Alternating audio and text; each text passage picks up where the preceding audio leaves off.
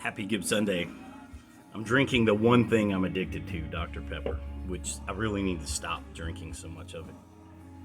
Because today I have to run off that Dr. Pepper.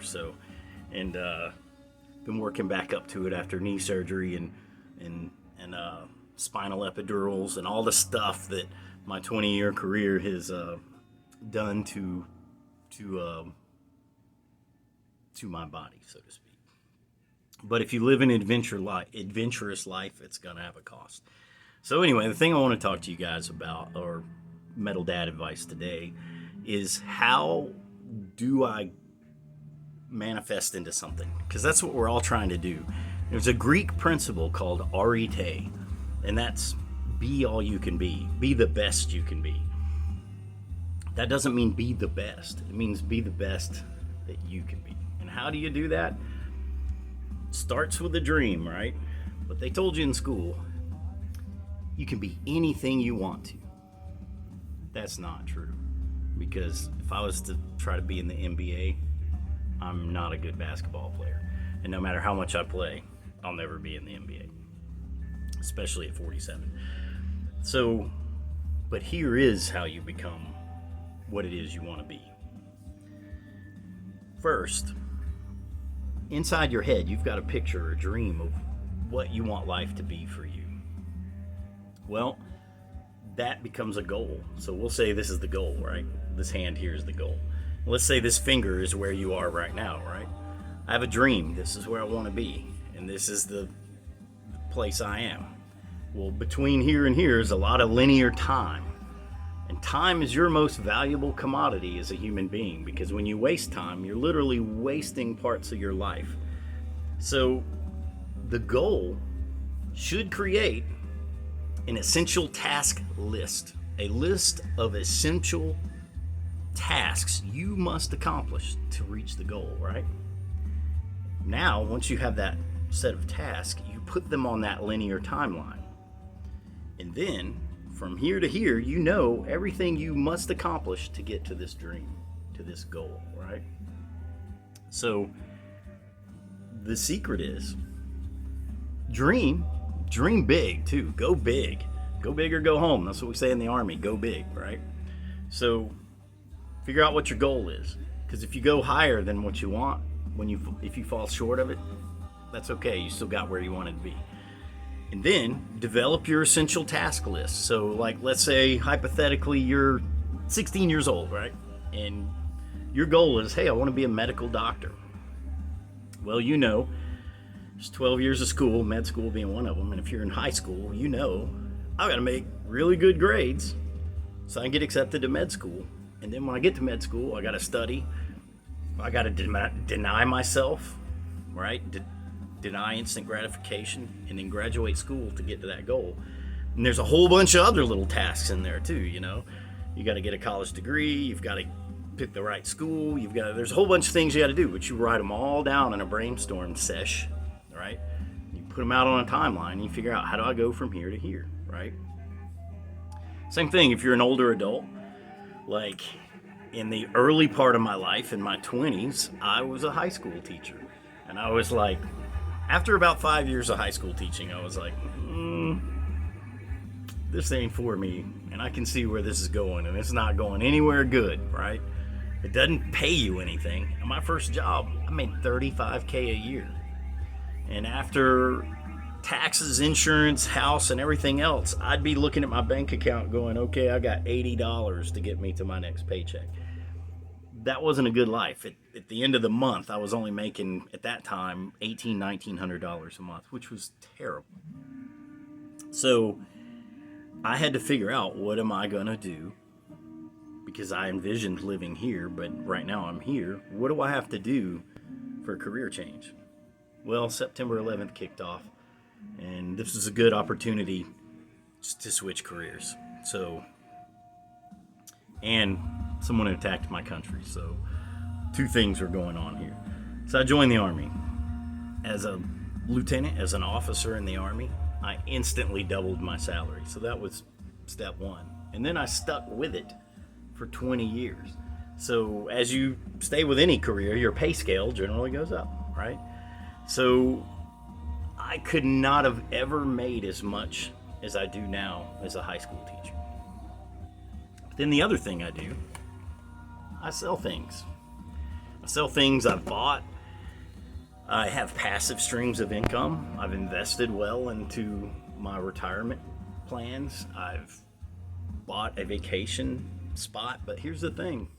I paid for the vacation spot. I put the down payment down, but I rent it out to vacationers who pay for my vacation home. So I'm not actually paying for that. It's a passive stream of income. It actually is very profitable, thank God. And I'm using that money to buy the next one. So I have some goals that I myself am doing.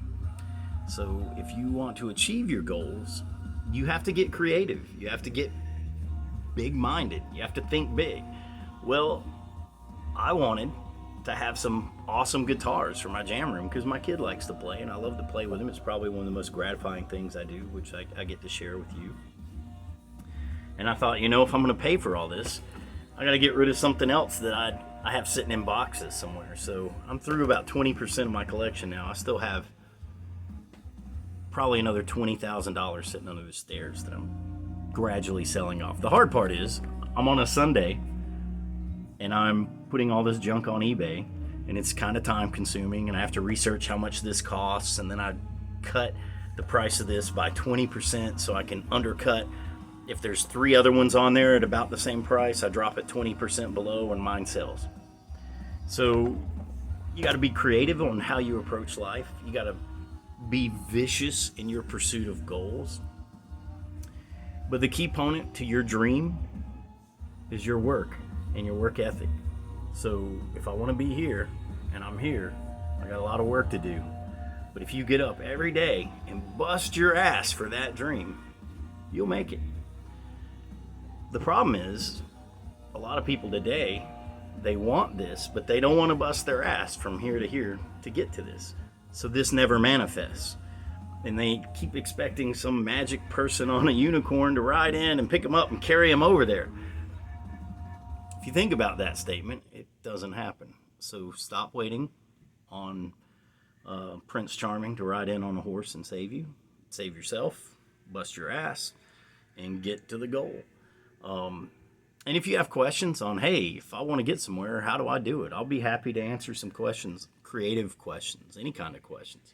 For me, my path was the United States Army. Not everyone can do that, and not everybody wants to do that. But one of the nice things is it's kept me in good shape. I'm free of any addictions. I don't smoke. I don't drink alcohol. I don't do any.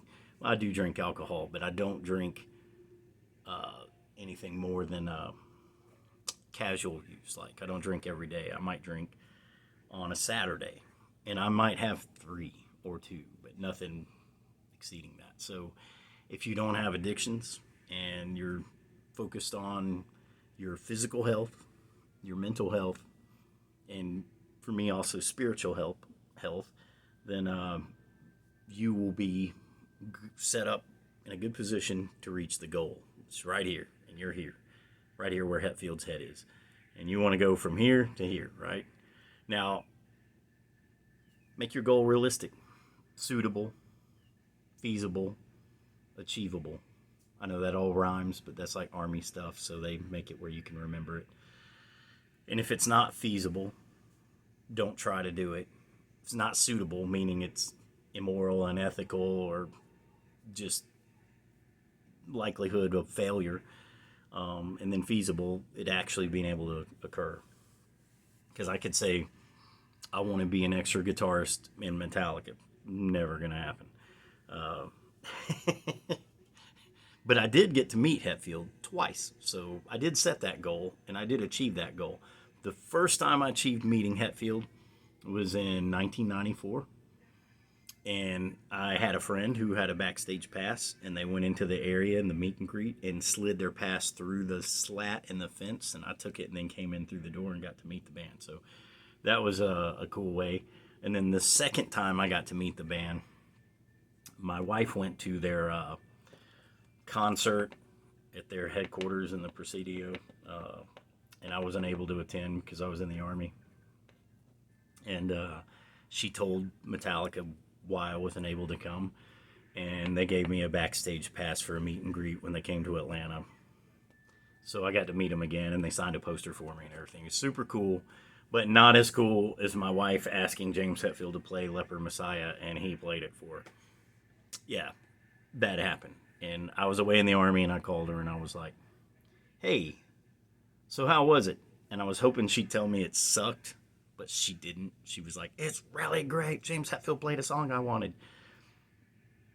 I was a younger man, much more emotional than I am now. I just hung up the phone. Because that's how hurt I was. So, it happens. But Metallica was really cool. And they came back to Atlanta. I got to meet them and get some stuff signed. It's actually over there in this vinyl listening lounge that I'm sitting in. So have a great Sunday. Long video. Hope you watch it. If you don't, I'll never know.